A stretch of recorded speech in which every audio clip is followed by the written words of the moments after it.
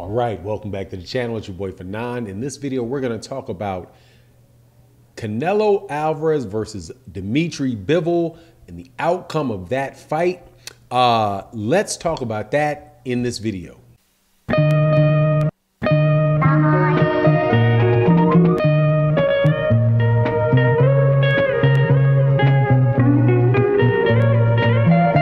All right, welcome back to the channel. It's your boy Fanon. In this video, we're going to talk about what is going to happen between Saul Canelo Alvarez and Dmitry Bivol in their upcoming fight tonight on DAZN pay-per-view. Before I get into that though, let me welcome you back to the channel. If you are a longtime subscriber, thank you so much for continuing to support the channel. If you're new to the channel, make sure you hit that bell icon and or accept my invitation to hit that subscribe button and the bell icon so you can be notified of when we release more videos. All right, so it is fight night for a fight that I have to admit I have not been particularly excited for because it was a bit of a disappointment in what I was hoping I would be getting to see this Cinco de Mayo weekend. Canelo Alvarez will be fighting Dmitry Bivol, for the 175-pound or the light heavyweight WBA championship.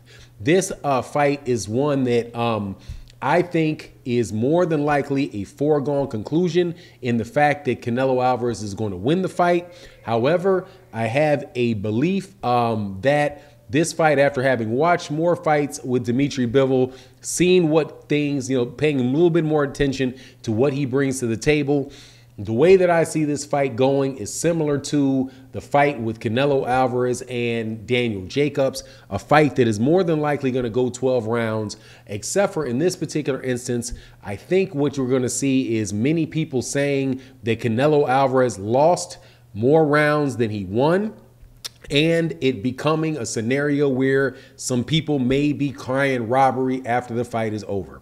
Now, one of the people that got me thinking about this and made me go back and look and really check it out was actually Daniel Jacobs' trainer, Rozier, who said earlier today on an interview, you can go check it out on Fight Hype, talked about the fact that he believed that Dmitry Bivol would win the fight, or he would edge the fight for Dmitry Bivol, because he thought that Dmitry Bivol, as far as the technicalities in boxing, has more of the technical foundation to his game than Canelo Alvarez is, and that if it goes 12 rounds, he would say that Dmitry Bivol would win that fight. Now, when asked, do you really think that Dmitry Bivol is going to get the decision in the fight? Rozier said, no, what I'm saying is that if everything was fair, if there wasn't any type of, if there was no fingers on the scale, then yes, I think if everything was equal and you judged it in a vacuum, that Dmitry Bivol would edge the fight, knowing, however, that that isn't what the case is in Las Vegas. It's not going to be the case with Canelo Alvarez. In the words of Rozier, he said, it's kind of like fighting in the UK.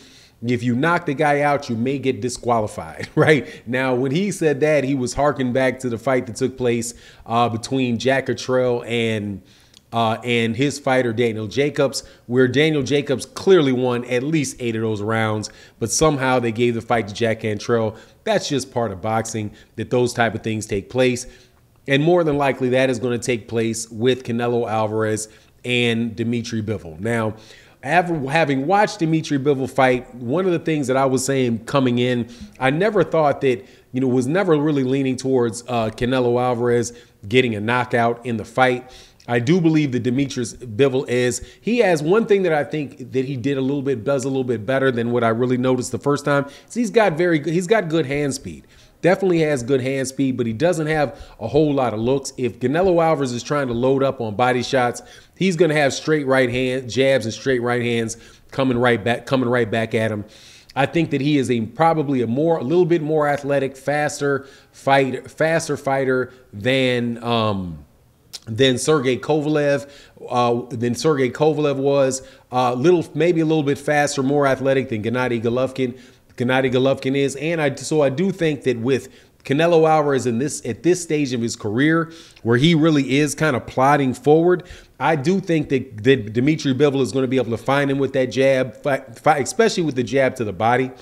And because Canelo Alvarez's upper body movement is exceptional, very hard to get a lot of really clean shots on him to the inside. But because he's just so technically, like, he's very what can I say, just very tight with his game, I think it's going to be more difficult for Canelo Alvarez to really load up on those counter shots. I'm pretty sure I know what Canelo Alvarez's game is going to be. Canelo Alvarez said himself that, like the first six rounds, he says he believes Dmitry Bivol is going to be difficult in the first 6 rounds, and then in the second 6 rounds he's going to come on and he'll be able to win the fight in the second half, second half of the fight.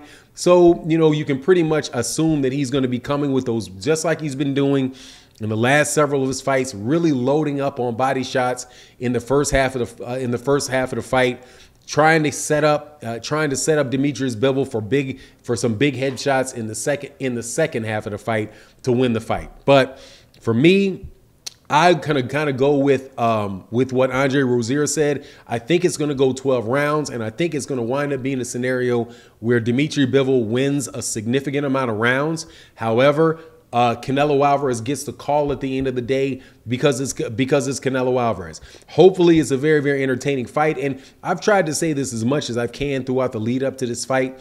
I've never really been against the fight with Bivol just for the sake of being against for Bivol, against the fight for Bivol. Like, it's just something that I don't want to see. That's not really what my mindset on it is.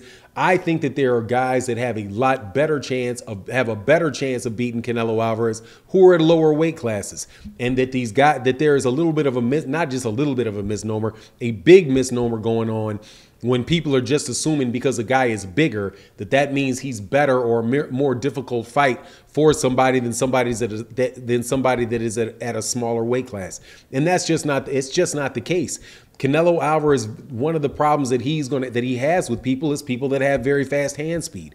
And when he is moving up in weight and fighting guys in bigger weight classes, he's the guy that has the hand speed advantage, which is why I'm saying, looking at Dmitry Bivol, I think Dmitry Bivol does have pretty good hand speed.